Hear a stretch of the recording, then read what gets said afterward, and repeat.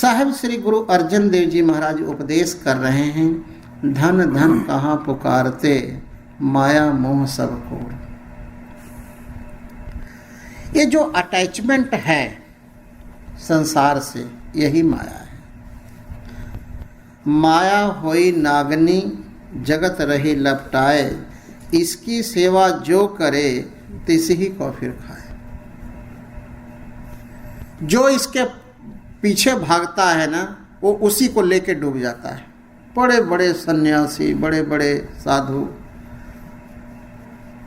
को देखा है, वही ये आश्रम बना ले, वो कर ले, वो चेले बना ले, वो सेवक बना ले।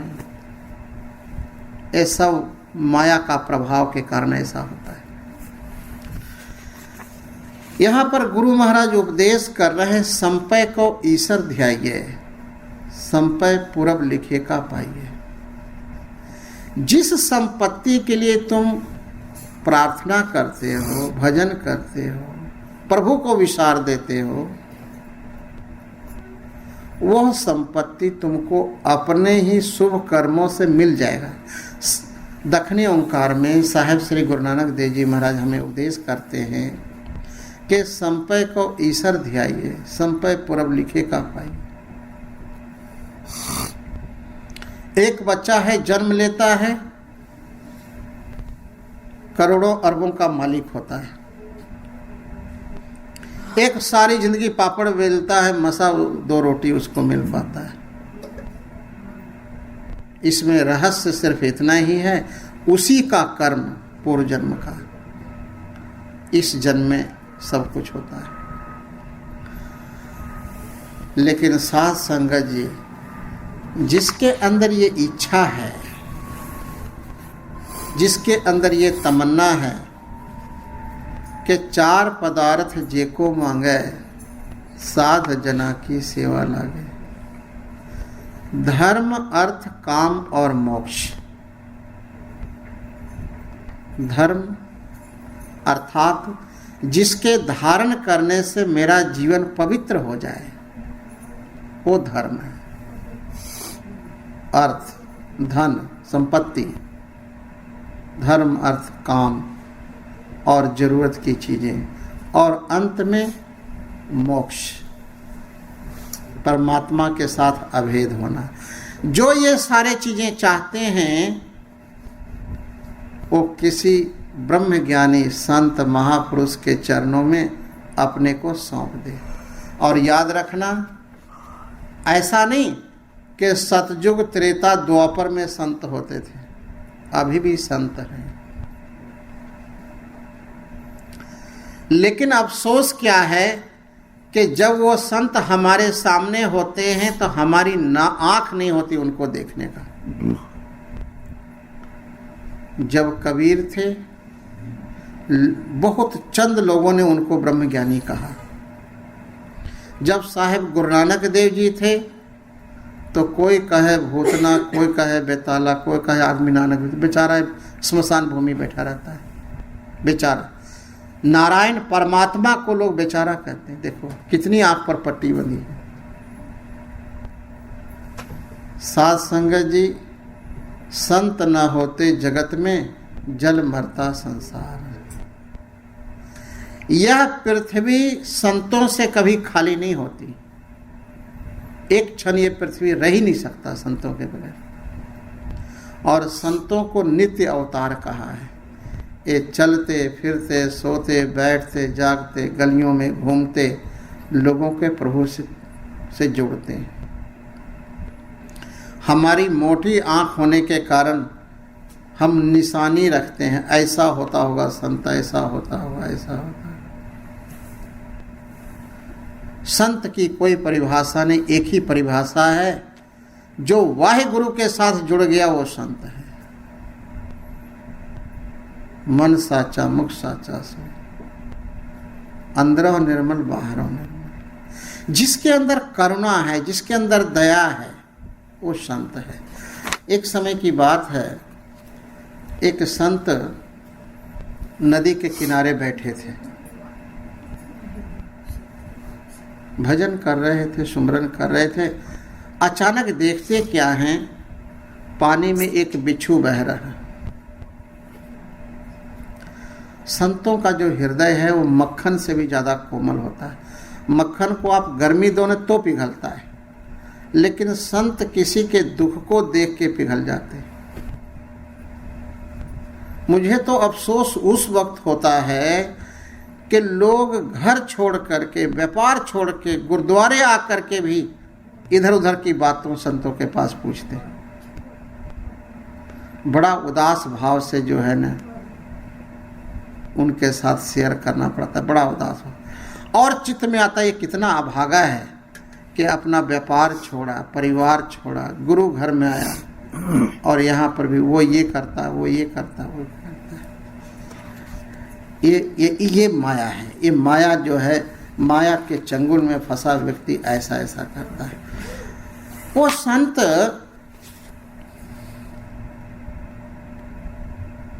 के चित्त में दया आई, उसने बिच्छू को अब पानी से बाहर कर दिया। बाहर किया, बिच्छू ने उसको डंस मार दिया। डंस मारा, हाथ कांप गया, पानी में गिर पड़ा। फिर बाहर करता। एक आदमी पढ़ा लिखा, संपत्ति वाला, वो कहता है संत जी आपने लगता है कोई पढ़े लिखे नहीं हो, जानवरों को स्वभाव का पता नहीं।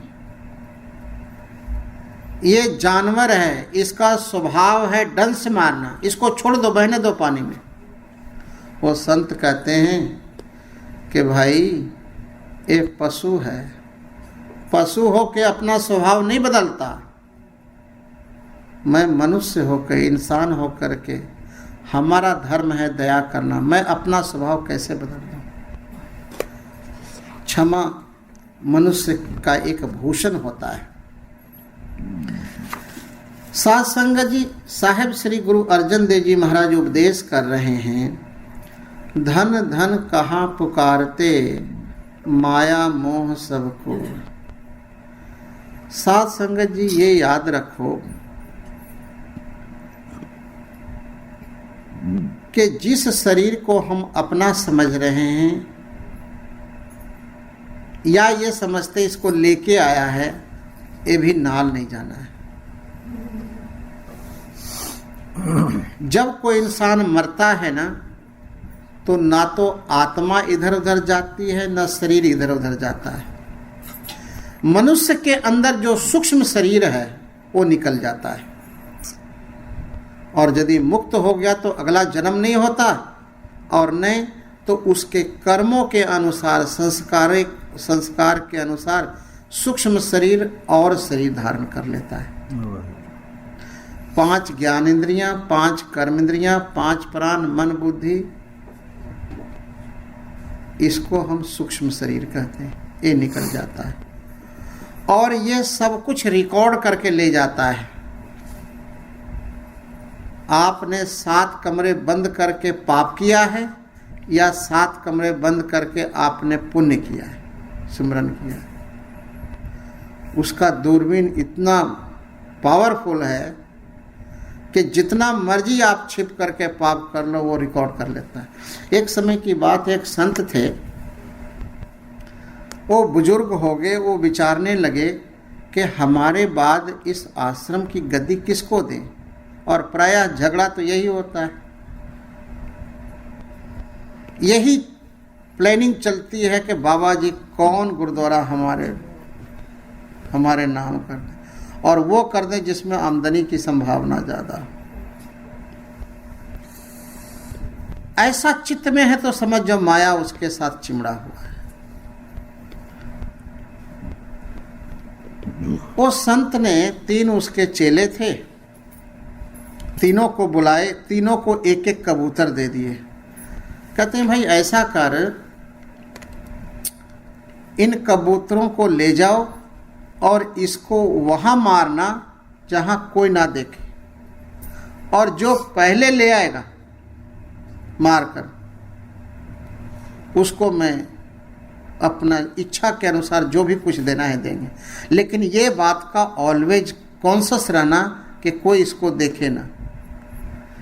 जो धन का लालची था ना, वो तो तुरंत गया दीवार के पीछे, इधर देखा कोई नहीं है, तुरंत उसके गर्दन को दबाया, गुरुजी हम आ गए, पहले आ गए हैं, किसी ने नहीं देखा है, सच कह रहा हूँ। अच्छा जी बैठिए।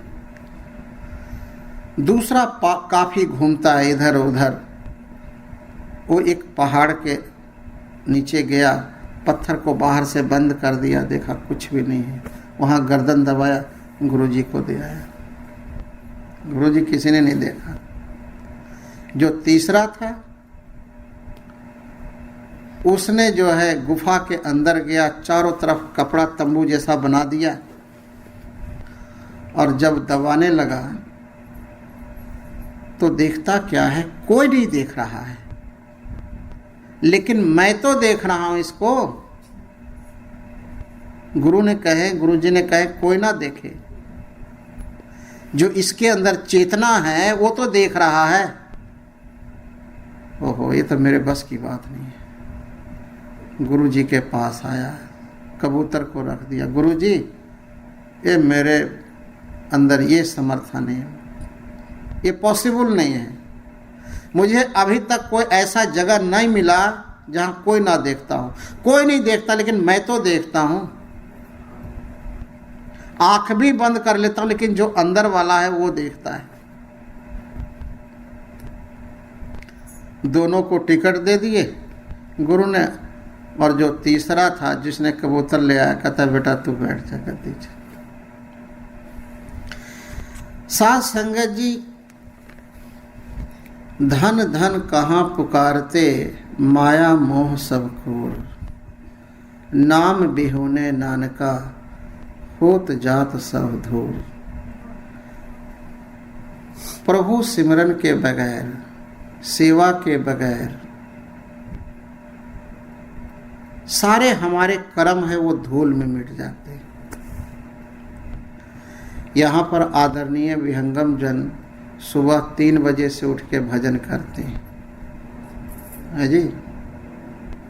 हमारा बच्चा क्या करता है, वो 9 बजे उठता है और उसके 100 अवगुणों को हम पर्दा पाते हैं।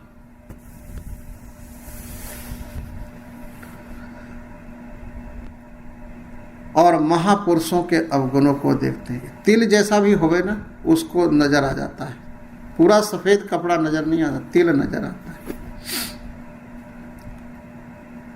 और अपने घर में ये नहीं देखता मेरा पुत्र क्या करता है, और मैं पता नहीं की पापड़ बेलते रहे इन उम्रों में, अपने तरफ नहीं झांकता व्यक्ति। और जो अपने जीवन को नहीं झांकता, दूसरे को झांकता है, उसका अंतिम में जो है वो हाथ में पश्चाताप लगता है। गुरु महाराज कहते हैं, नाम बिहुने नानका, होत जात सब धूल, सब धूल हो जाता है।